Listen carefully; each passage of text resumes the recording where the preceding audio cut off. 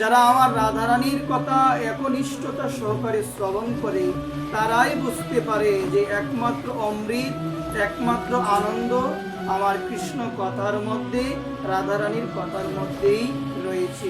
এই জন্য মা আনন্দময়ী বলছেন কৃষ্ণ কথাই হলো কথা, আর বাকি সব হলো বৃথা এবং ব্যথা। এই জগতের মধ্যে মা আনন্দময়ী আমাদের সবাইকে জানিয়ে দিয়েছেন মা, যদি কোনো কথা থাকে সেটি হলো কৃষ্ণ কথা, আর বাকি যত ধরনের আলোচনায় আমরা করি না কেন, যত ধরনেরই কথাবার্তা আমরা বলি না কেন, সমস্ত কিছুই হলো আজেবাজে কথা। সেগুলোর মাধ্যমে আমাদের হৃদয় কখনো শান্ত হবে না। ওই জন্য মা আনন্দময়ী বলছেন কৃষ্ণ কথাই হলো কথা, বাকি সব হলো বৃথা। বাকি সব হলো কি গো মা? বৃথা। ভগবান সম্বন্ধীয়, রাধারানীর সম্বন্ধীয় ব্যতীত, ভাগবত সম্বন্ধীয়, গীতা সম্বন্ধীয়, শাস্ত্র সম্বন্ধীয় ব্যতীত যত ধরনের আলোচনা, যত ধরনের কথাই আমাদের দ্বারা হোক না কেন, সমস্ত কথাই হলো বৃথা। একমাত্র কথাই হলো কৃষ্ণ কথা। কি কথা সবাই বলেন? কৃষ্ণ কথা। ওই জন্য শাস্ত্র বলছেন কৃষ্ণ কথাই কৃষ্ণ আছে, কৃষ্ণ কথা যেখানে আমার কৃষ্ণ সেখানে। এই জন্য কি বলছেন শাস্ত্র? কৃষ্ণ কথায় কে আছে গো মা? কৃষ্ণ কথায় কৃষ্ণ আছে, কৃষ্ণ কথা যেখানে আলোচনা হয় সেখানে আমার কৃষ্ণ থাকে।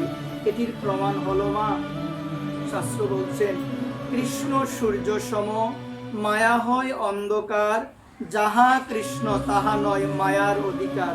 আমার প্রাণ গোবিন্দ, প্রাণ পুরুষোত্তম ভগবানকে সূর্যের সঙ্গে তুলনা করা হয়েছে।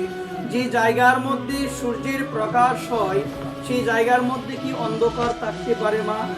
থাকতে পারে কি? পারে না, কারণ সূর্যের প্রকাশে সমস্ত কিছুই আলোকিত হয়ে যায়।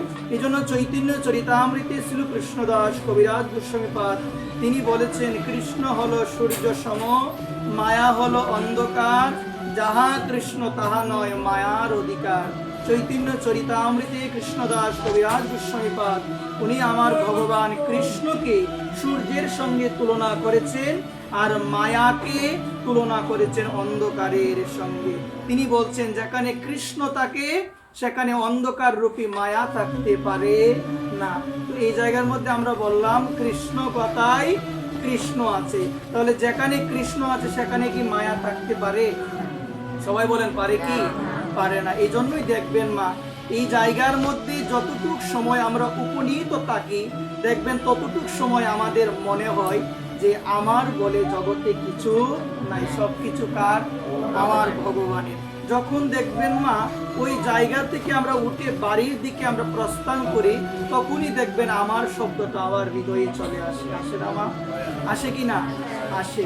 এই জায়গার মধ্যে যতক্ষণ আমরা অবস্থান করি ততক্ষণ আমাদের এই ধরনের চিন্তা আসে না। কেন আসে না? কারণ এই জায়গার মধ্যে ভগবান আছে বিদায় মায়া আমাদের হৃদয়ে আসতে পারে না। আর এই জায়গা থেকে উঠে গেলেই শুরু হয়ে যায় সমস্ত কিছুই আমার, সমস্ত কিছুই আমার। এই জন্য মায়েদের চরণে আমি একটু নিবেদন করে বলবো মা, যদি আমরা মৃত্যুকে জয় করতে চাই শুধু একটা মন্ত্র আমাদের জানলেই হবে। কয়টা মন্ত্র সবাই বলেন? আপনারা সবাই জানতে চান? আওয়াজ নাই সবার। আমরা তো সবাই মৃত্যুকে জয় করার জন্য এই ধরনের ভগবত কর্ম গীতা পাঠ শুনি। মৃত্যু তো একদিন হবে, অবশ্যম্ভাবী। মৃত্যুকে আমরা কেউ রোধ করতে পারবো না, মৃত্যু হবে।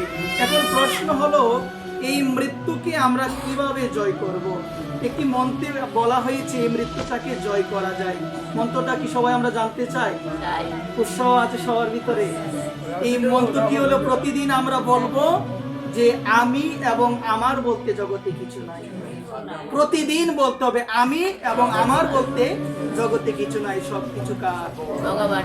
এটি হয়তো বা আমরা সবাই বলি না, আমার সবাই বলি, কিন্তু উপলব্ধিতে আমার আসে না, উপলব্ধিতে আসে না আমার। আমরা মুখে বলি জগতের কোনো মানুষের সঙ্গে আমাদের সম্পর্ক চিরস্থায়ী নয়, কিন্তু আমরা উপলব্ধি করতে পারি না, উপলব্ধি করতে পারি না। কারণ মা, আমার বিনোদ বিহারী বাবাজি মহারাজ বলছেন এই দেহের সঙ্গে দৃশ্যমান আমার যে সম্পর্ক, মা বাবা স্ত্রী পুত্র পরিবার কন্যা, এই দেহের সঙ্গে আমার যে দৃশ্যমান যে সম্পর্ক, এই সম্পর্ক আমার কখনো ছিল না, কখনোই আমার থাকবে না। মাঝখানে মায়ার দ্বারা চিত্ত ভ্রমিত হয়ে আমার মনে হচ্ছে তারাই হলো আপন, তাদেরকে আপন ভেবে যিনি হলো পরম আপন তাকে দিলাম আমরা আপন করে। আমরা মুখে বলছি কিন্তু আমাদের উপলব্ধি হচ্ছে না। আমরা মুখে বলছি যে কৃষ্ণ ছাড়া আপন কেউ নাই, কিন্তু আমরা সিদ্ধান্তে ভালোভাবে পৌঁছাতে পারছি যে কৃষ্ণই হলো আপন।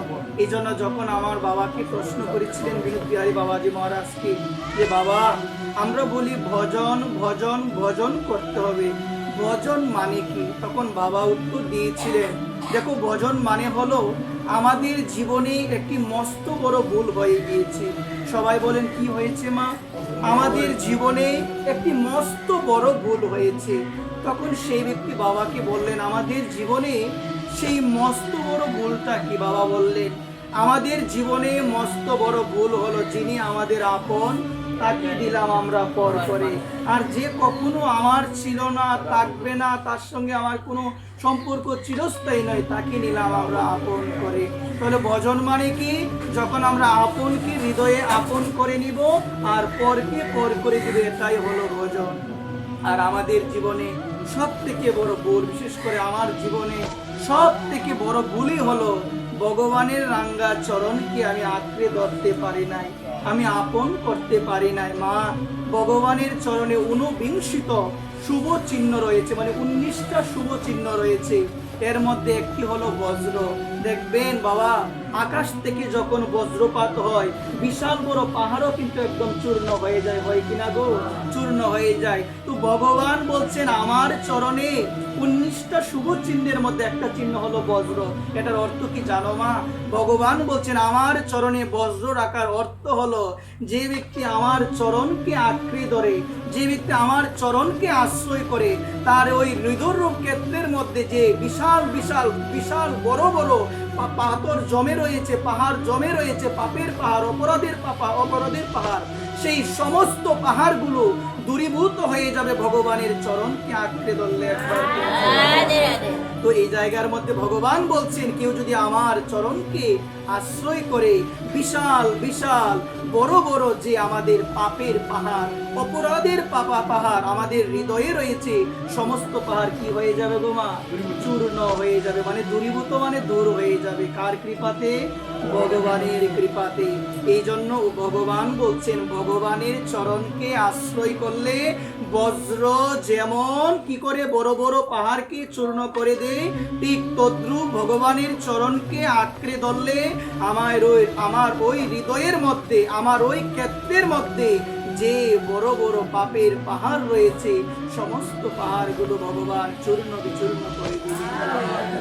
এই জন্য সুধীজন ভক্তজন আপনাদের রাতুল চরণে আমি অধম নিবেদন করে বলবো ভগবানের চরণকে হৃদয়ে আপন করে নিতে হবে। যে রাতুল রাঙ্গা চরণকে হৃদয়ে ধরলে হৃদয়ে শান্তি আসে। বর্তমান বিশ্বের মধ্যে একটা জিনিসের বড়ই অভাব, টাকা পয়সা অনেক আছে, কিন্তু একটা জিনিসের বড়ই অভাব, সেটা হলো শান্তি, সেটা হলো আনন্দ। শান্তি মানুষের জীবনে এখন আর নাই। সবাই শান্তি চায়, কিন্তু শান্তিটা কোথায় গেলে পাওয়া যাবে এটা এখন আর কেউ জানে না, এটা জানতে চাই না কেউ। আমাদের ধারণা আমরা যদি টাকা পয়সা, আমরা যদি বিশাল পরিমাণে ঐশ্বর্যের মালিক হই, আমাদের ওই রকম চিন্তা, ওই রকম ধারণা, মনে হয় আমরা শান্তি লাভ করতে পারবো। কদাপি সম্ভব নয়, কখনো সম্ভব নয়। কারণ সবাই আমরা হৃদরোগে আক্রান্ত। কি রোগে গো মা? আপনারা সবাই হয়তো বা নামটা শুনেছেন। এখানে হৃদরোগ বলতে কি বুঝেছে? হৃদ মানে হলো মন। হৃদ মানে কি? মন। আমাদের মনের মধ্যে বিশাল পরিমাণের রূপ, সেই রূপটা হলো মনে সৎ চিন্তা নাই, মনে হলো কুচিন্তা, খারাপ চিন্তা, অন্যের অনিষ্ট চিন্তা, মনের মধ্যে সৎ চিন্তা আমাদের নাই মা। এই জন্যই দেখবেন আজকে আমাদের এত অশান্তি। আর আপনি যদি পিছিয়ে যান 50 বছর 100 বছর, দেখবেন এত অসুস্থতা মানুষের মধ্যে ছিল কি মা? আগে এত ছিল না, রোগ এত ছিল না। এখন দেখবেন প্রতি ঘরে ঘরে আমরা অসুস্থ হয়ে যাচ্ছি, প্রত্যেকটা ঘরে ঘরে অনেক অনেক রোগী রয়েছে মা। কেন মা? এটি আমাদের জানা প্রয়োজন। সবাই আমরা মানসিকভাবে আক্রান্ত, কারণ মনে আমাদের সৎচিন্তা নাই, মনে কৃষ্ণ চিন্তা নাই, মনে ধামের চিন্তা নেই, ভগবত চিন্তা নেই, মনে শুধু অসৎ চিন্তা, মনে কুচিন্তা। এই চিন্তাগুলো করতে করতে, দুশ্চিন্তাগুলো করতে করতে আমরা মানসিকভাবে বিপর্যস্ত আমরা সবাই হয়ে যাচ্ছি। এই জন্য এই জায়গায় বলছেন আমরা সবাই হলাম মানসিকভাবে রোগী, মনে আমাদের সৎচিন্তা নাই। এই জন্য বলছেন শাস্ত্র, ওই ভাগবত কথা শ্রবণ করা একান্ত প্রয়োজন। ভগবানের কৃপাতে যখন আমার ভাগ্যে শুদ্ধ কোনো ভক্তির চরণধুলি লাভ হবে, দেখবেন আমার মন থেকে আস্তে আস্তে সমস্ত কুচিন্তা, খারাপ চিন্তা দূরে গিয়ে আমার মনে কৃষ্ণ চিন্তা একদিন না একদিন আসবে কিনা? অবশ্যই আসবে। মনে যে চিন্তা বহু জন্মের ময়লা, তো বিশাল বড় পাপের পাহাড়, তো এটি আস্তে আস্তে দূরীভূত হবে। একদিনে কি দূরে যাবে মা? একদিনে যাবে না। এই জন্য ভক্ত সঙ্গ করা একান্ত প্রয়োজন, ভক্তদের চরণধুলি শিরে ধারণ করা একান্ত প্রয়োজন। ভক্ত কৃপাতে, বৈষ্ণবের কৃপাতে মনের মধ্যে কৃষ্ণ ভাবনা আসবে। এই জন্যই তো বলছেন নিত্য সিদ্ধ কৃষ্ণ প্রেম সাধ্য কবু নহে, শ্রবণ আদি শুদ্ধ চিত্তে করহে উদয়। শুদ্ধ চিত্ত মানে হলো শুদ্ধ হৃদয়। শুদ্ধ হৃদয় হওয়া এটা বিশাল তপস্যা, বলতে গেলে বিশেষ সাধনা। হৃদয় শুদ্ধ হওয়া এত সহজ নয়, কিন্তু আমাদের প্রন্তা দিয়েছেন ভাগবত কথা শুনতে শুনতে, সজ্জনের সঙ্গ করতে করতে, ভক্তের সঙ্গ করতে করতে, হরিকথা রাধানাম করতে করতে দেখবেন হৃদয় আস্তে আস্তে শুদ্ধ হয়ে যাবে। নিত্য সিদ্ধ কৃষ্ণ প্রেম সকলের হৃদয় আছে, হয়তোবা সেই প্রেমকে আমরা জাগরণ করতে পারছি না। এতে কিভাবে হবে? শ্রবণ আদি, ভগবানের কথা শ্রবণ করলে, ভগবানের নাম গুণকীর্তন করলে, যথার্থ মহতি বৈষ্ণবের সঙ্গ করলে আমাদের এই হৃদয়ের মধ্যে আস্তে আস্তে ভগবানের প্রতি আমাদের যে প্রেম, এই প্রেম জাগ্রত হয়ে যাবে। বলো না? অবশ্যই জাগ্রত হয়ে যাবে, হৃদয় হয়ে যাবে শুদ্ধ। যখন না মা তোমার হৃদয় শুদ্ধ হয়ে যাবে, মা লক্ষ্য করে শুনবেন কথাগুলো, তোমার মধ্যে দেখবেন ভগবানের প্রতি পূর্ণ বিশ্বাস আসবে। কি আসবে? সবাই বলে পূর্ণ বিশ্বাস।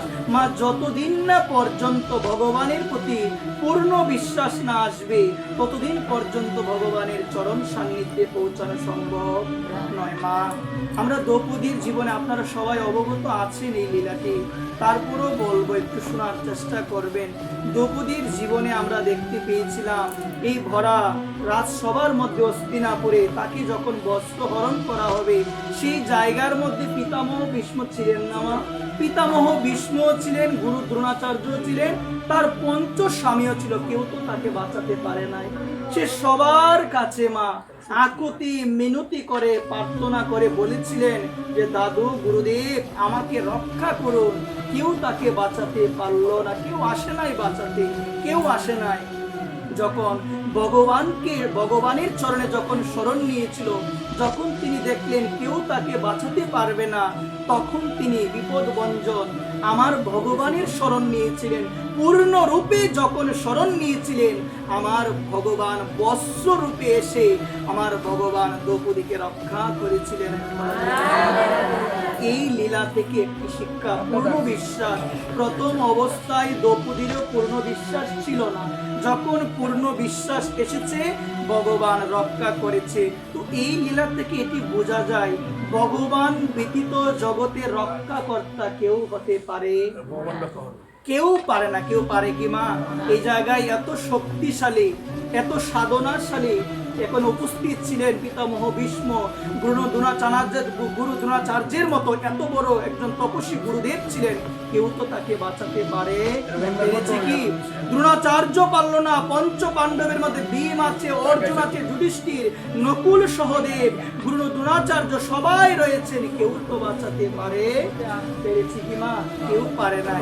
সিদ্ধান্ত দিল রক্ষাকর্তা হলো একজন, তিনি কে?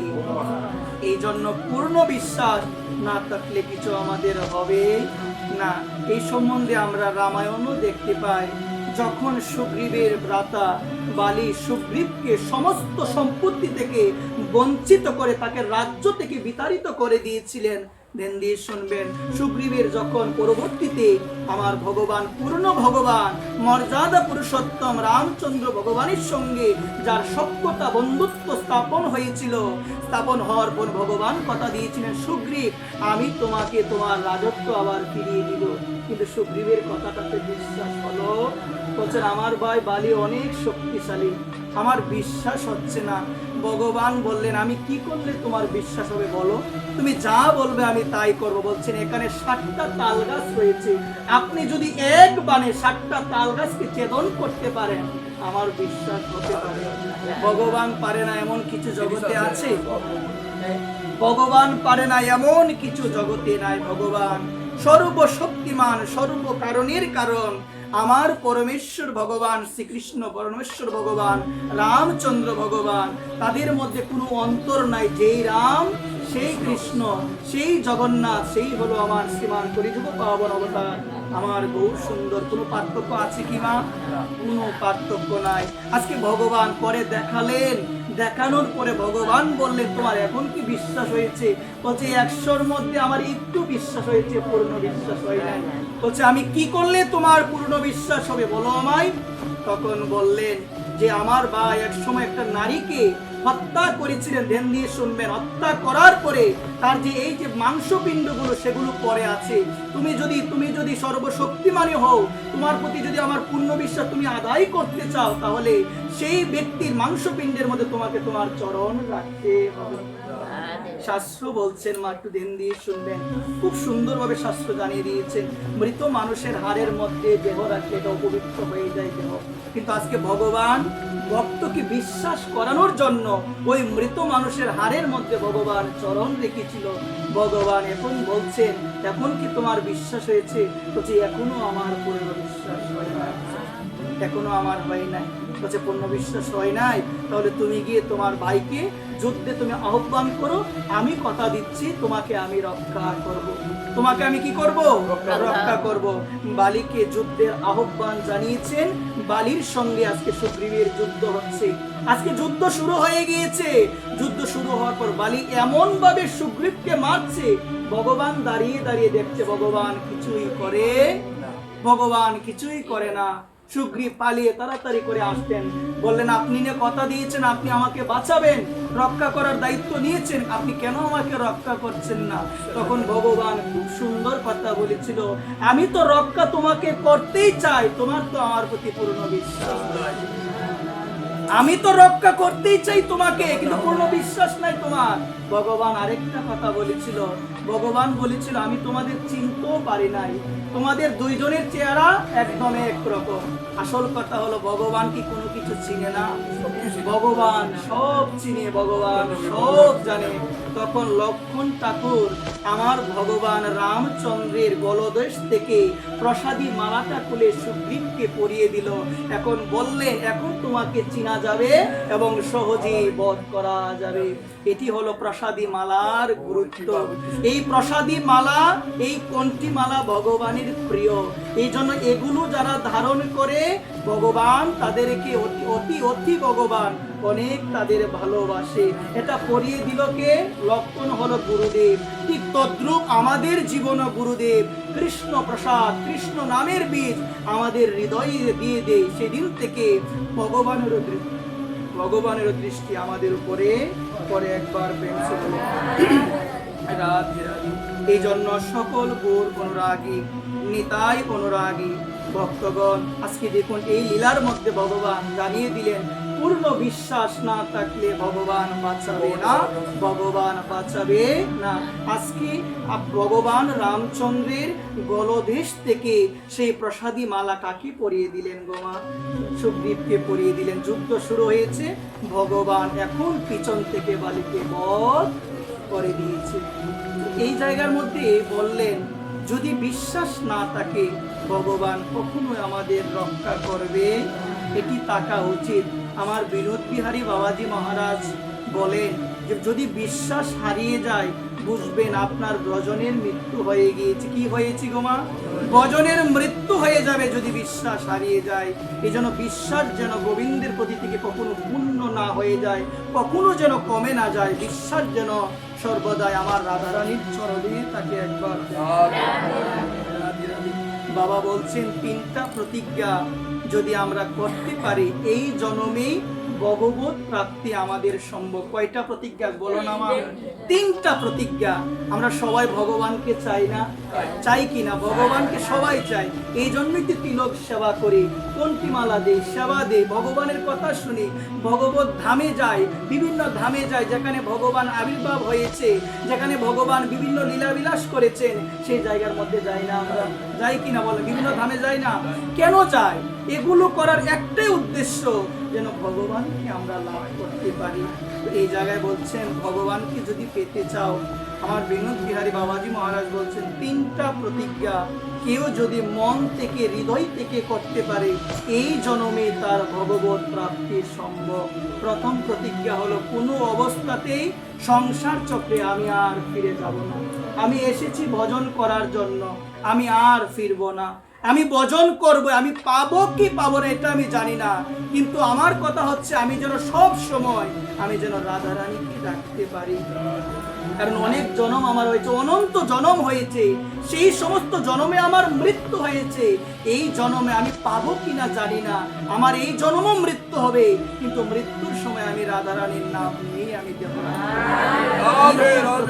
করতে হবে, এরকম প্রতিজ্ঞা করতে হবে যে প্রভু তুমি করুণাময়, তুমি করুণাময়, তুমি পতিত পাবন, তুমি জগন্নাথ, তুমি ভক্ত বৎসল, তুমি শরণাগত বৎসল। আমি কিছু জানি না, আমার কোনো জ্ঞান নাই, ভক্তি নাই, আমি তোমার চরণে শরণ নিয়েছি, তোমাকে আমাকে উদ্ধার করতেই হবে। আমি আর কিছু জানি না, কারণ শাস্ত্রে যে বলেছেন কোয়ালিফিকেশন, ভগবান করুণাময়, ভগবান পতিত পাবন, ভগবান অধমকে কৃপা করে, তিনি জগন্নাথ, জগতের সবার নাথ, তিনি তো আমারও নাথ। আমি ভক্ত নাই হতে পারি, আমি তো জগতের বাসিন্দা। তাহলে জগতের যদি বাসিন্দা আমি হই, আর তুমি যদি হও জগন্নাথ, জগতের সবার নাথ, তুমি তো আমারও আমার নাথ না? তুমি অবশ্যই আমার নাথ গোবিন্দ, তোমাকে কৃপা করতেই হবে।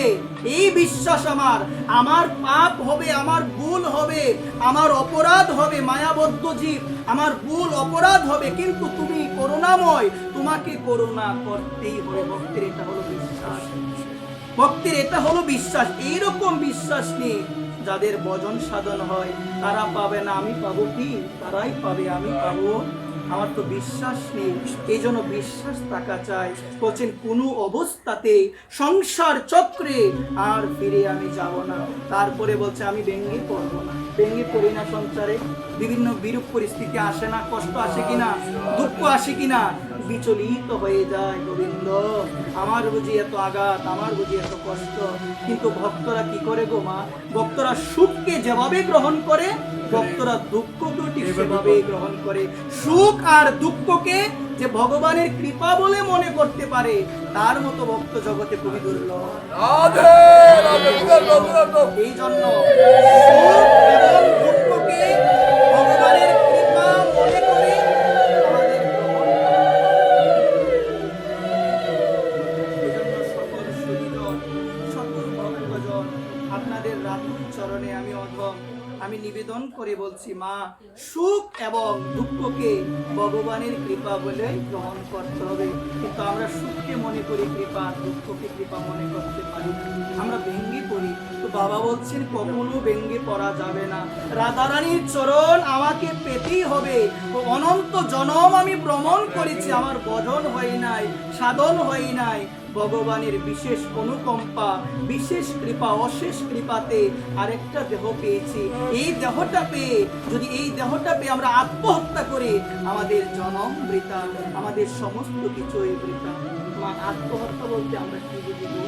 গলায় মাছ দিয়ে মারা যায়, বুঝি না? এরকম যে নদীতে ডুবে মারা যায়, আগুনে পুড়ে মারা যায়, এটা আত্মহত্যা না, এটা হলো আত্মহনন। এটা কি গো? এটা আত্মহনন।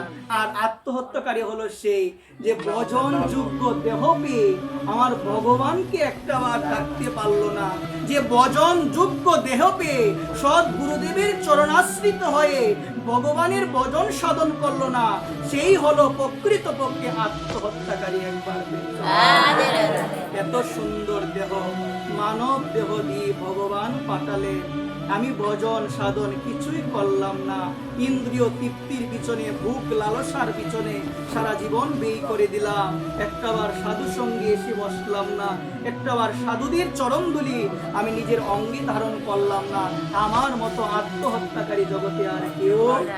মানুষ বলে যে আত্মহত্যাকারী তার উদ্ধার নাই, আমার উদ্ধারটা কিভাবে হবে গো মা? একটাবার বলেন না কিভাবে হবে? ভজন নেই, সাধন নেই, ভক্তি নেই, ভগবানকে একটু প্রণাম করি না, ভগবানের চরণে চন্দন চর্চিত তুলসী পত্র দেই না, পুষ্প দেই না, কিছুই করি না, আমার মতো আত্মহত্যাকারী জগতে কেউ আছে কি? এত সুন্দর দেহ দিল, ভজন না করে, সাধন না করে একটু প্রণামও আমার জানানোর সময় হয় না, আমার মতো নিষ্ঠুর, আমার মতো পশু জগতে আর কেউ না। একবার এই জন্য কি শাস্ত্র বলছেন যে মানব কুলে জন্ম নিলে তাকে মানব বলা যায় না, তাকে বলা যায় না। আহার, নিদ্রা, বয়, মৈথুন এগুলো পশুর মধ্যে আছে। পশুরা আহার করে না, করে কিনা? পশুরা মৈথুন করে না, বংশ বিস্তার করে কিনা? পশুরা করে। আহার, নিদ্রা, তারা খাবার গ্রহণ করে কিনা? তারা নিদ্রায় যায় কিনা? তাদেরও বয় আছে, আমাদেরও বয় আছে। পার্থক্য কি গো মা? পার্থক্য হলো ভগবান আমাদের বিবেক দিয়েছেন, বিবেক যেটা পশুকে দেয় নাই। কিন্তু এখন কথা হলো বিবেক পাওয়ার পরও এখন বর্তমান কলিযুগে আমরা পশুর থেকে আরো অদম হয়ে যাচ্ছে, আরো অদম হয়ে যাচ্ছি। যে নাম পাখিকে লোয়ালে পাখিও বলে, সেই নাম আমি বলতে চাই না।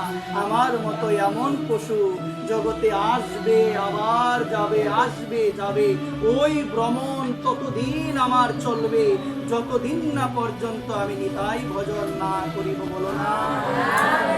এই জন্য ভজন সাধন একান্ত ভাবে আমাদের করা প্রয়োজন। ভজন না করলে এই জীবন আমার বৃথা হয়ে যাবে মা।